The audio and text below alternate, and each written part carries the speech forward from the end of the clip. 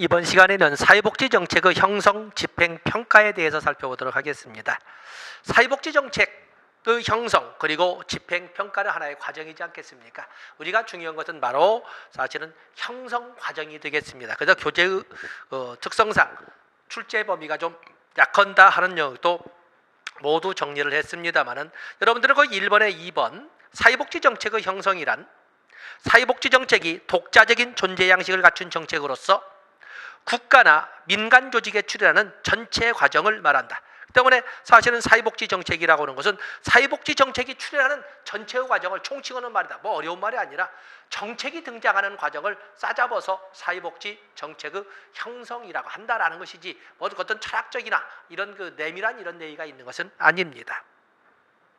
거기 사회복지정책의 문제의 특성을 보시면 문제의 특, 뭐 1번은 그 2번 이 사회복지정책상 정책의 문제라고 할 적에는 이건 상대성을 가진다. 어떤 사람에게는 어떤 시대에는 어떤 국가나 공간에서는 문제이지만 또 다른 시대나 다른 시간이나 다른 공간에서는 문제가 아닐 수도 있다는 것. 그렇기 때문에 우리가 문제라고 하는 것은 상대성을 가진다. 이것은 사회 문제에도 똑같이 적용되고 정책상 문제에도 똑같이 적용이 된다는 것입니다.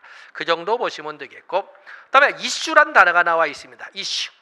먼저 이슈 단어만 보고 가겠습니다. 이슈란 많은 공공 문제들 중에서 논쟁거리의 대상이 되는 문제로 어떤 문제나 요구가 공공의 관심을 끌어 공공정책상 논점으로 제시되는 경우를 말한다.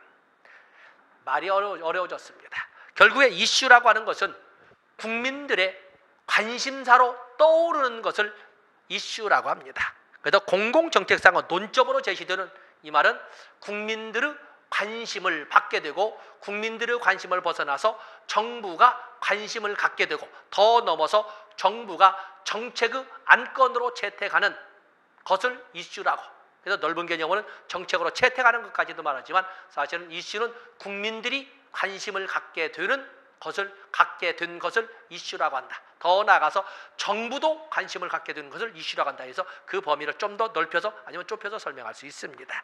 다 좋습니다. 넘어가십니다. 거기 이슈란 단어가 나와 있는데 이슈란 개념, 결국에 이슈화라고는 다시 한번 볼까요? 사회복지정책의 이슈를 이슈화시키는 이유는 문제를 크게 인식시켜 정부로 하여금 문제로 논의하도록 하는, 맞으면 정부가 관심을 갖게끔 하는데 그 이슈화의 목적이 있다라는 것입니다.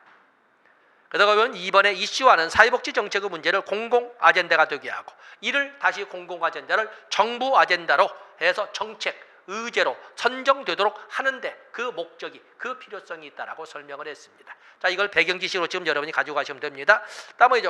다음에 사회복지 문제의 이슈 제기자를 보면 당연히 도움이 필요한 클라이언트, 그리고 사회복지 전문가는 당연히 이슈 제기자가 되지만 언론, 아주 대표적인 어쩌면 실질적인 권력을 행사할 수 있는 이런 이슈 제기자는 언론이 되겠지요. 또 정치인들도 되지만 역시 대표적인 것은 언론의 힘 아니겠습니까? 언론. 그래서 클라이언트, 또 사회복지 전문가, 또 언론, 정치인들이 사회복지 관련 이슈 제기자의 지위에 있다라고 이렇게 보시면 됩니다. 다음에 아젠다라고 하는 것은 의제입니다. 의제. 지금 여러분들 그냥 단어만 가지고 그냥 아무 단절된 개념으로 아젠다가 뭔데? 의제를 말합니다. 정부가 관심을 갖게 된 것은 공공 아젠다라고 하는 것이고 정부가 아예 그것을 안건으로 채택한 것은 정책 아젠다 또는 정부 아젠다라고 합니다. 그래서 거기 바로 사회 문제가 또는 사회적 이슈가 정부의 안건으로 채택되어 가는 과정을 아젠다의 형성이라고 합니다. 제일 밑에 줄 나와 있죠. 단답을 이렇게 보시고 넘어가십니다.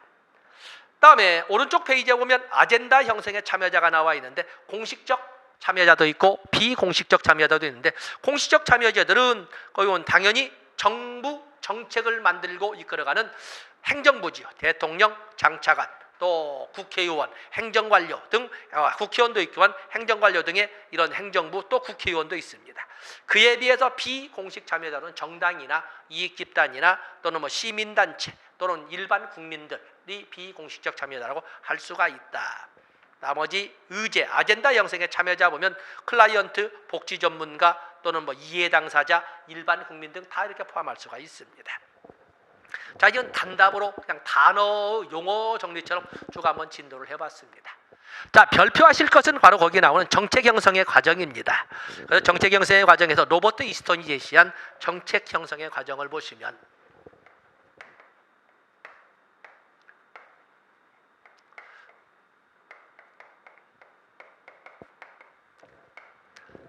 정책 형성의 과정은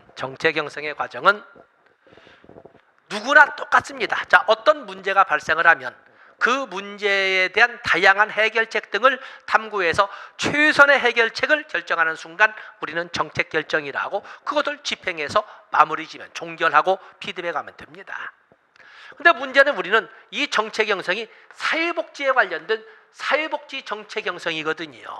일반 정책과는 달리 사회복지 정책은 대부분이 물론 사회통제론과 같이 또는 국가중심 이론처럼 기득권층, 힘 있는 자를 대상으로 해서 정책을 만들어진다고 하는 이런 경우도 있지만 대부분의 사회복지 정책은 누구를 위해서? 힘없는 소유계층의 취약계층을 위해서 존재를 하거든요. 우리가 보면 힘없는 사람들에게 어떤 문제가 발생을 하면 많은 사람들은 내 가슴 아프듯이 내 문제가 발생해서 내 가슴 아픈 듯이 서로 십시일반 힘을 모아서 그를 도와줄 것 같은데 안타깝게도 그러지 않다는 것입니다. 세상의 인심이라고 하는 것은 힘없는 사람의 아픔은 의도적으로 고개를 반대쪽으로 돌리려는 경향을 보여준다는 거예요. 그래서 사회복지 정책의 형성 과정은 일반 정책과는 좀 차이점이 있습니다. 첫 번째, 어떤 문제가 인식이 되거나 또는 문제가 발생을 하면 앞에서 우리가 이슈와 과정이 있습니다. 이슈와 과정. 이슈와 과정이라는 것은 국민들의 관심을 불러일으키는 촉발시키는 과정을 이슈와 과정이라고 합니다. 이 이슈와 과정을 통해서 국민들이 관심을 갖게 된 것을 사회적 이슈라고 하는 것입니다. 때문에 이 힘없는 자들의 국민들의 관심을 촉발시키는 노력은 정말 애달고 하거든요. 우리가 제주 양정마을 해군 기지 문제라든지 또 밀양 송전탑 사건이라든지 전라북도 부안에 오래전에 있었던 방사능 폐기물 처리장 설치 문제라든지 조그만 동네에 하나의 그 어떤 그 문제점을 전 국민의 관심사로 끌어올리는 이슈화 과정은 어지간히 얌전히 점잖하게 해서는 고개 알지도 못하고 알라고 하지도 않습니다. 우리가 사회행동 이론에 의해서 적어도 격렬한 직선적으로 표현한다면 몇 명 정도 죽어주어야 겨우 지방지 기자 정도 와서 라고 하더만 이렇게 하는 건데, 그렇기 때문에 정상성 범주나 보수 세력에서는 그것을 비합법적이고 또 즉 불법적이고 그리고 폭력적이고 선동적이고 막 이렇게 부정적인 방향으로 막 걸어가거든요. 그런데 그렇게 해서라도 관심을 갖게 되면 좋겠으면 그러지 않고 묻히는 문제가 굉장히 많다는 거예요. 이 이슈화 과정은 특히 사회복지 대상자라고 하는 취약계층이나 소유계층들의 이 투쟁의 과정은 당연히 정상적인 범주, 교과서적으로 본다면 불법적이고 폭력적이고 선동적이게 보일 수밖에 없습니다. 어쨌든 간에 그래도 국민들의 관심이 촉발되면 사회적 이슈가 되는 거예요. 이 사회적 이슈가 만들어지면 이제는 바로 아젠다의 즉 의제 형성이 시작되는 거죠. 아젠다, 의제에는 공공 아젠다와 공공 의제와 정책 의제 또는 정부 의제가 있습니다. 정부 아젠다. 공공 의제라고 하는 것은 정부의 관심을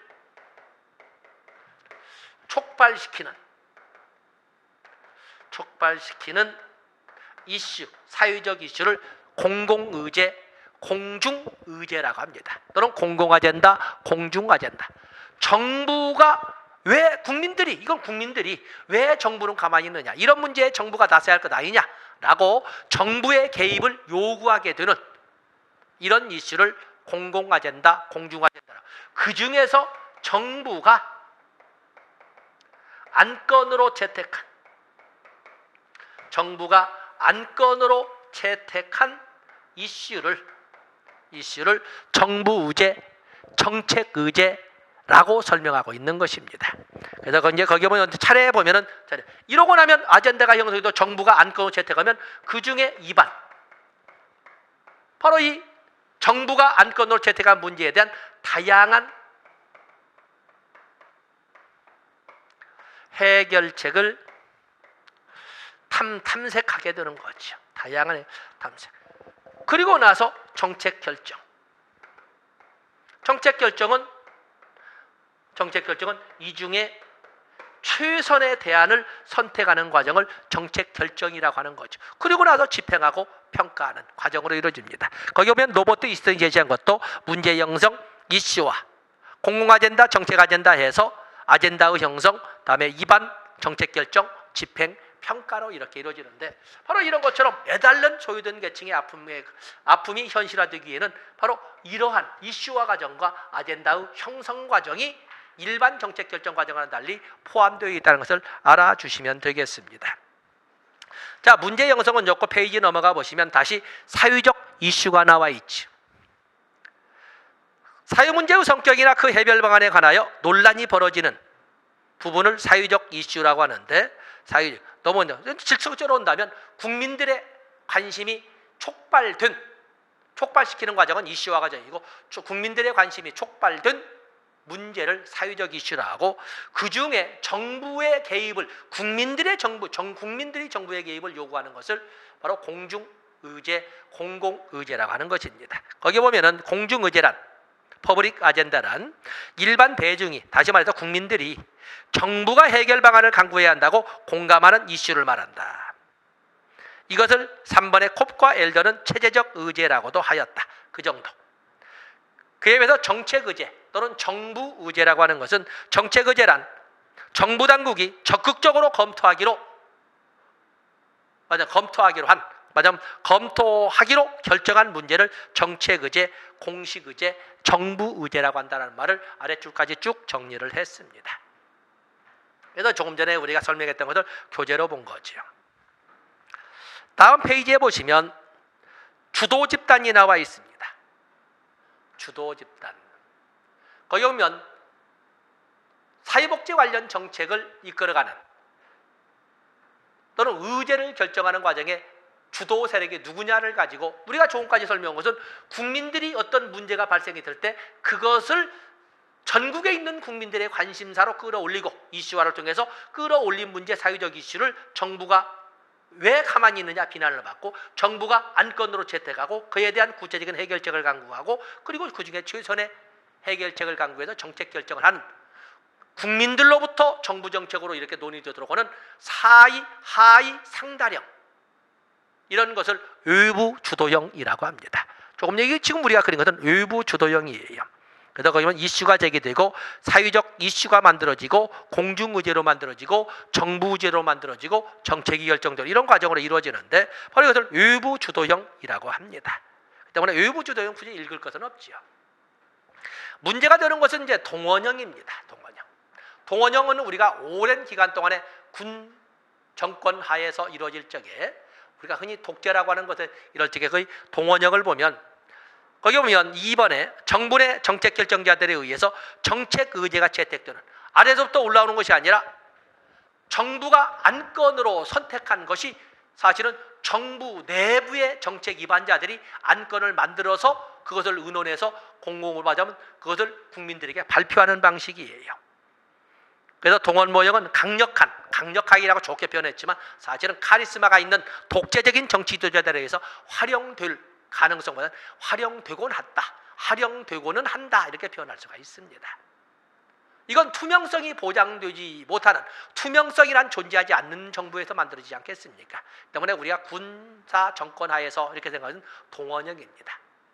별표하실 것은 바로 내부 접근형이, 내부 주도형 아닙니다. 내부 접근형이 되겠어요.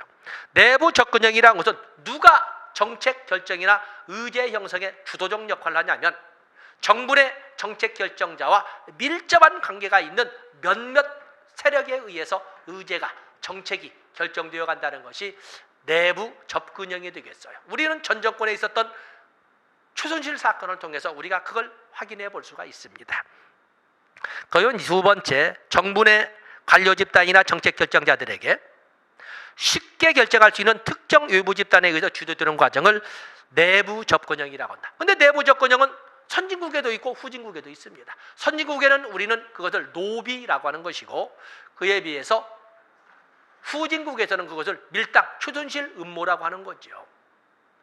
그 때문에 미국처럼 일정 금액 이상 식사만 하더라도 모두 영수증을 첨부해서 의회에서 다 감시, 감독, 통제를 하는 데 비해서 그게 노비라고 하는 것이 투명하게 이루어지죠.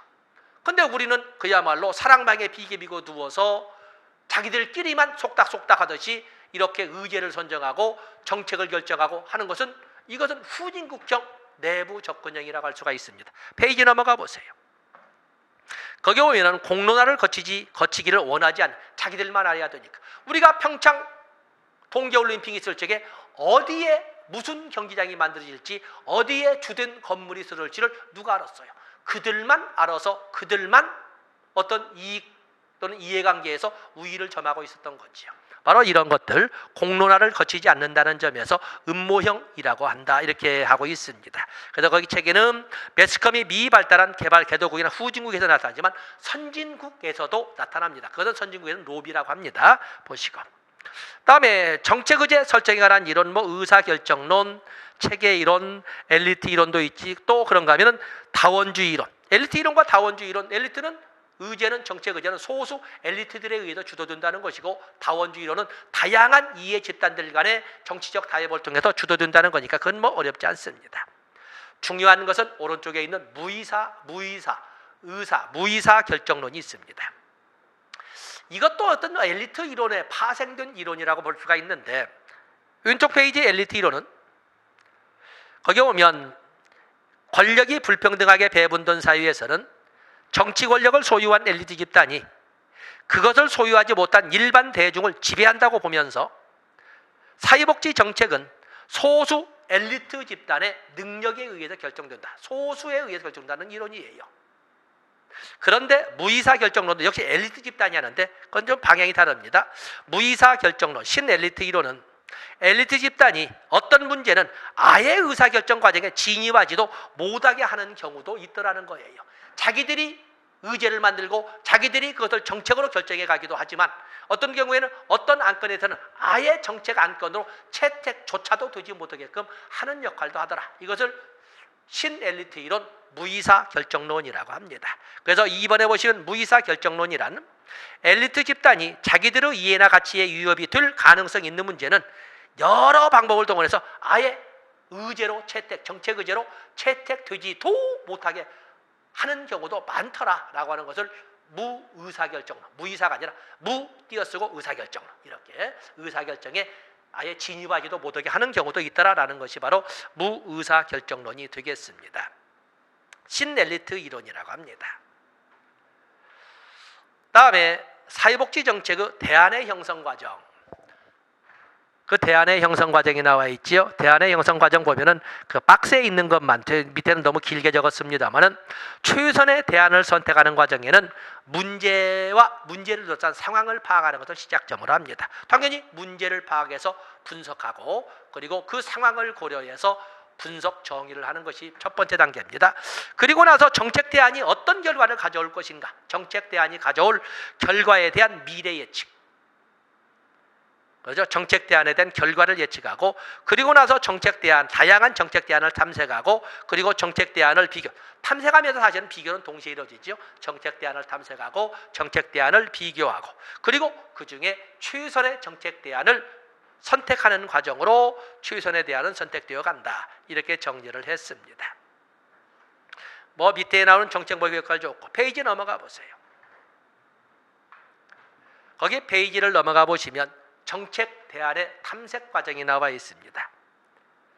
정책 대안을 탐색할 때 우리가 보면 자기복지 정책의 대안을 선택할 첫 번째 문제, 그리고 문제를 둘러싼 상황을 파악하고 분석하고 정의하는 과정을 겪게 되면 정책 대안의 결과를 예측해보고, 정책 대안의 결과를 예측하면서 하나하나의 정책 대안을 탐색해 보는 겁니다. 탐색하고 정책 대안을 비교하는 절차로 이루어지지 않습니까? 정책 대안을 탐색하는 그 과정에 미래 예측에 대한 방법을 먼저 썼는데, 보자면 정책 대안의 미래 예측 문제 자 적어볼까요?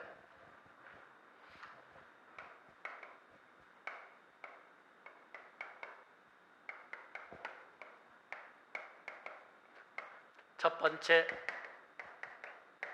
문제와 상황 파악. 문제와 상황 파악은 문제 분석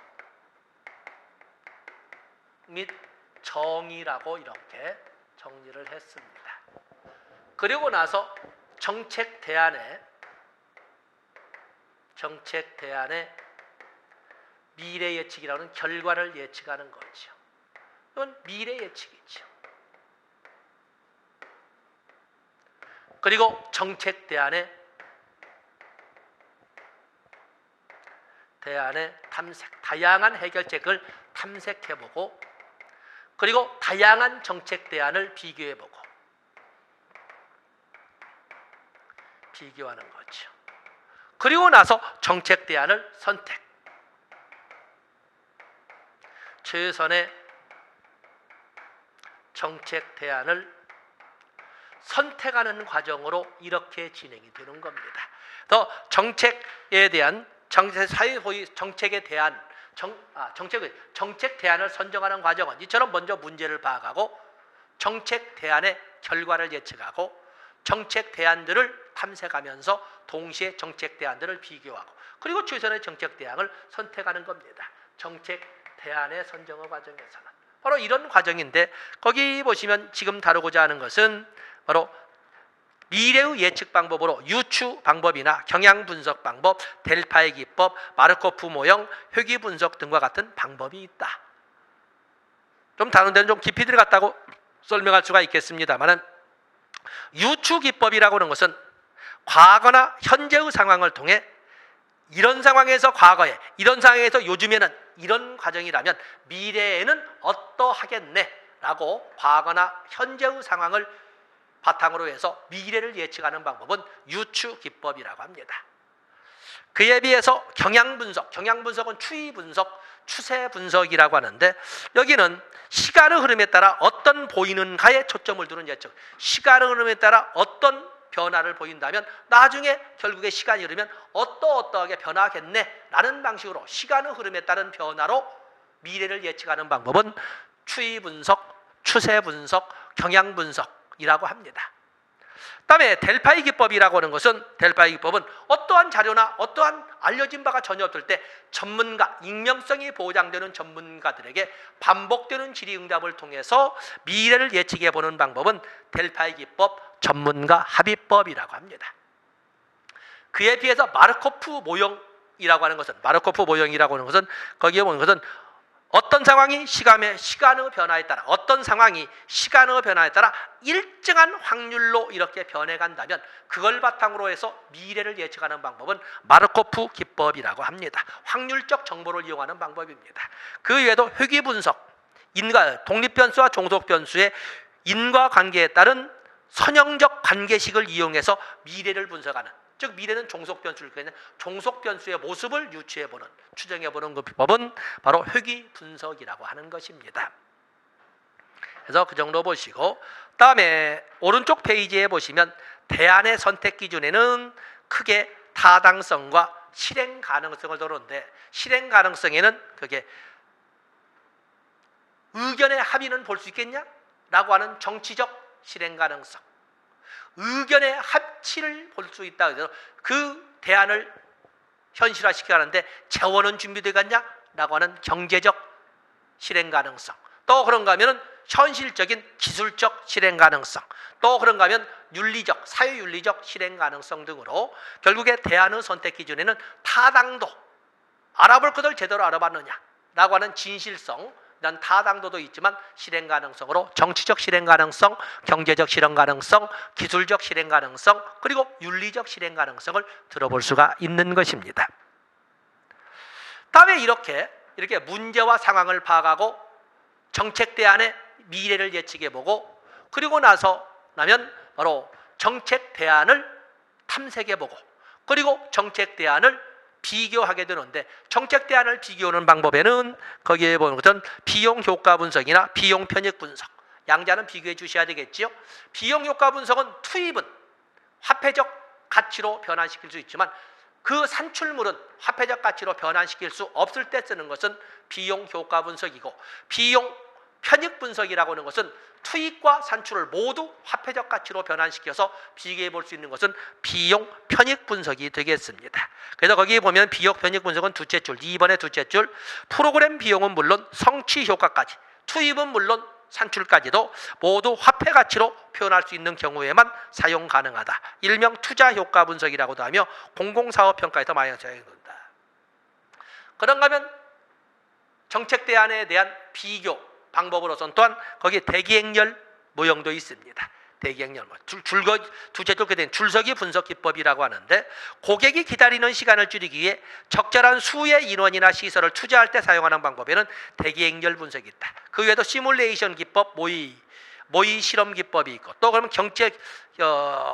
결정 분석 기법이 아니거든. 우리가 볼 때는 행정론에서는 의사결정 나무 분석이라고 합니다. 그래서 여기 보면 결정 분석이라고 하는데 디시전 아날리시스에서 결정 분석 기법이 있는데 이런 기법 사실은 의사결정 나무 분석이라고 우리가 행정론에서 배우는 것이 바로 이겁니다. 그래서 정책 대안을 비교하는 방법에는 비용 효과 분석도 있고 비용 편익 분석도 있고 또 그런가 하면 줄서기 분석이라고 하는 대기행렬 분석도 있고 또 시뮬레이션 분석도 있지만 의사결정 나무 분석도 예로 들어볼 수 있다. 그 정도 보시면 되겠습니다. 자, 이렇게 해서 어떤 사회복지 정책이라고 하는 정책이 결정이 되면 이제는 정책을 집행해야 되지 않겠습니까? 정책 집행에서는 뭐 크게 설명할 건 없고 여러분들은 거기 2번의 하단부에 정책 집행의 관점을 보시면 되겠습니다. 정책 집행의 관점은 관리기술적 의미에서의 정책 집행도 있고 정치적 과정으로서의 정책 집행도 있습니다. 거기 오면 정책 집행에서 관리기술적 입장에서 정책 집행이라고 하든 우리가 정치학이나 행정학, 주로 행정학에서 정치, 행정, 이원론으로 볼 때 정치란 어떤 기획이나 아니면 어떠한 결정, 정책 결정을 하는 것은 정치라고 하는 것이고 그것을 집행하고 관리하는 것은 행정이라고 부를 적에 정책 집행을 바로 단순히 결정된 정책을 집행하는 역할로만 국한시키는 것은 관리기술적 의미라고 합니다. 또 정치행정 이원론적 시각에서 정책 집행을 관리의 영역에서만 접근하는 것은 바로 관리기술적 의미라고 한다. 이 말이 되겠습니다. 그래서 이 두 번째 보면 정책 결정 정치 파트와 정책 집행 행정 파트는 경계가 분명하며 이들 간에는 시간적 선호가 있다고 보는 것이 관리기술적 의미의 정책 집행이 되겠습니다. 그에 비해서 그렇기 때문에 정책 집행은 정치적으로 중립적 과정이다. 그에 비해서 정치적 과정으로서 정책 집행이라고 하는 것은 여기 보면 정치적 과정 이렇게 볼 적에는 정치행정 이론론적 시각에서 보는 것으로 정책 집행은 결코 관리기술적 입장처럼 소위 가치 중립적이 아니다. 그리고 기술적 과정에 그치는 것도 아니다.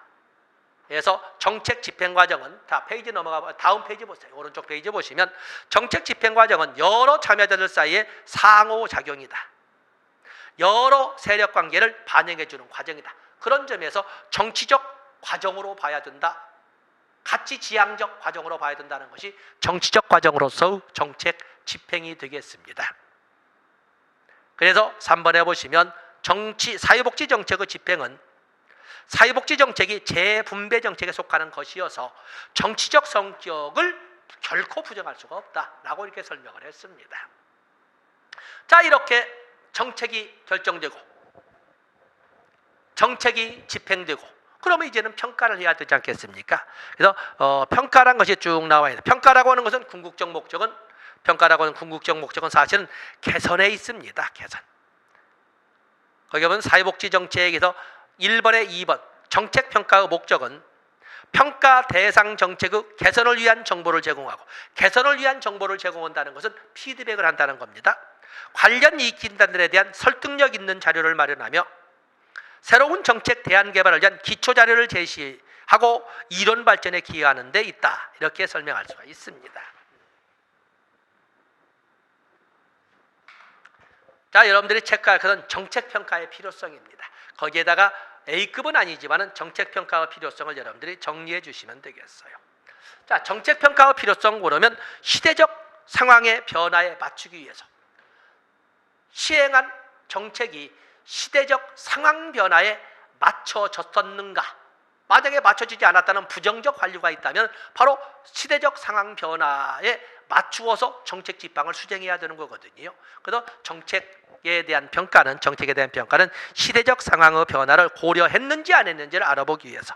그다음에 행정 이념이 효과성, 효율성 또는 투명성 등등 다양한 것이 있을 건데 그런 행정 이념이 바뀌었을 때에 보통 우리는 행정 이념 그러면 보편성, 편익성, 효과성, 효율성 등을 보통 통설하던 행정 이념 4대 이념이라고 하는데 어떤 이념이 중점이 드느냐에 따라서 당연히 정책도 바뀌어져야 되는데 그 이념에 맞게 정책이 시행됐는가를 확인하기 위해서도 정책평가는 필요하다.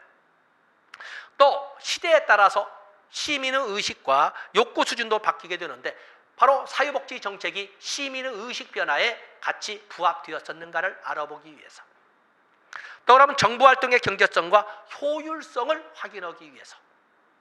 그리고 정책 과정을 관리하기 위해서. 책무성이나 이런 등을 관리하기 위해서. 이런 등 이것만 있는 것이 아니라 정책평가는 왜 필요하다? 이런 등을 통해서 보다 나은 정책을 이끌어가기 위해서. 결국에 궁극적으로서는 정책의 개선에 목적을 두고 정책의 개선을 위해서 이런 것처럼 행정 이념의 변화에 맞췄느냐, 환경 변화에 부합됐느냐, 시민의식의 변화에 부합되었느냐, 또 정부 정책은 정책에 대해서 정부 관리는 제대로 됐느냐, 또 그런가 하면 정부 활동의 효율성은 고려됐느냐, 이런 등등을 통해서 보다 나은 정책 수행을 이끌어가기 위해서 정책평가는 필요하다. 이렇게 설명할 수가 있는 것입니다. 그래서 이런 등의 방법을 통한 정책의 개선이라고 해서 거기 정책평가 필요성 옆에다가 정책 개선이라고 적어주시면 되겠습니다.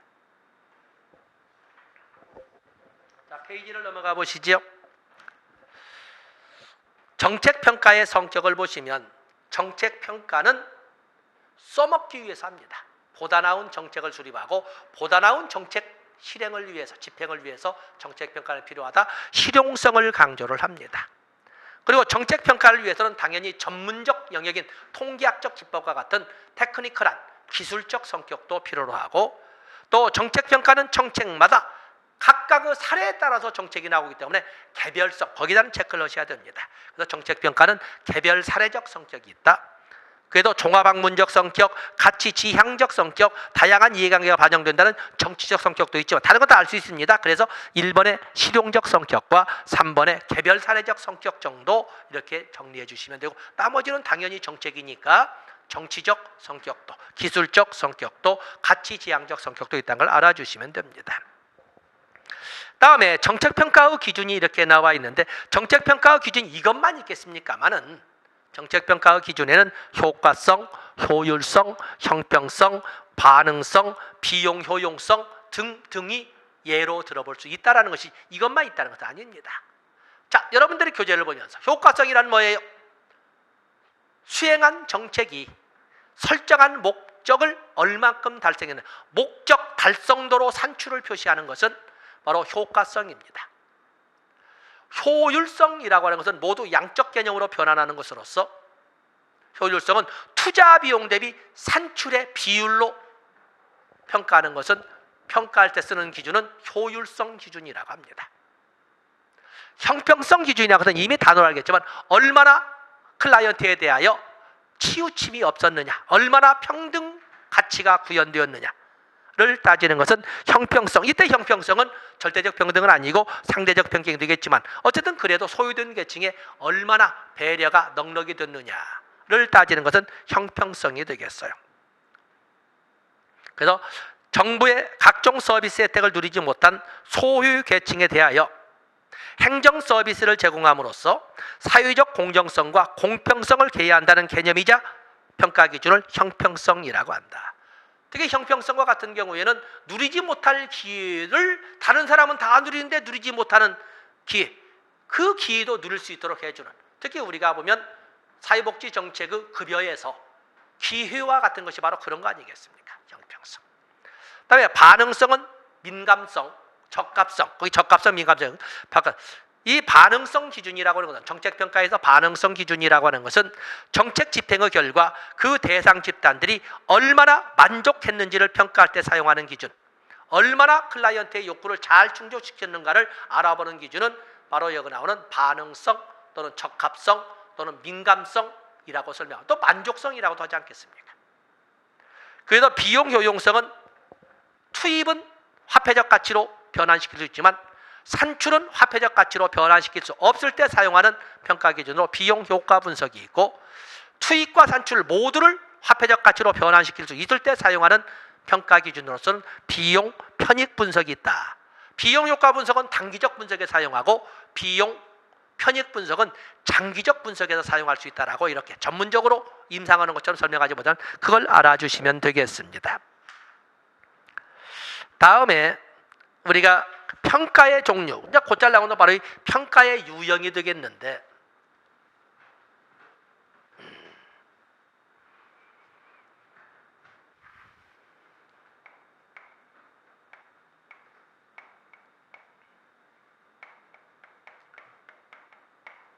평가의 유형을 보면 많은 기준에 따라서 우리가 보면 기준을 가지고 본다면 의무평가,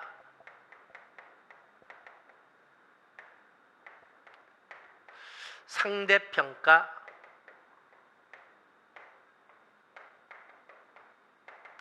절대평가로 이렇게 나눠보기도 합니다. 의무평가는 주관적 기준에 의해서 지눈으로 주관적 기준으로 평가하는 것이고, 여기는 비교 기준으로 평가하는 것이고, 절대평가는 목표 달성도를 가지고 목표 달성도 기준을 가지고 얼마큼 달성했느냐를 개별적으로 알아보는 것은 절대평가라고 합니다. 그에 비해서 과정에 따라서 하는 과정 또는 단계를 가지고 평가를 분류해 보면 여기에는 곧잘 나오는 소위 진단평가, 형성평가, 그리고 총괄평가가 이렇게 있습니다. 진단평가라고 하는 것은 정책이나 프로그램을 수행하기 전에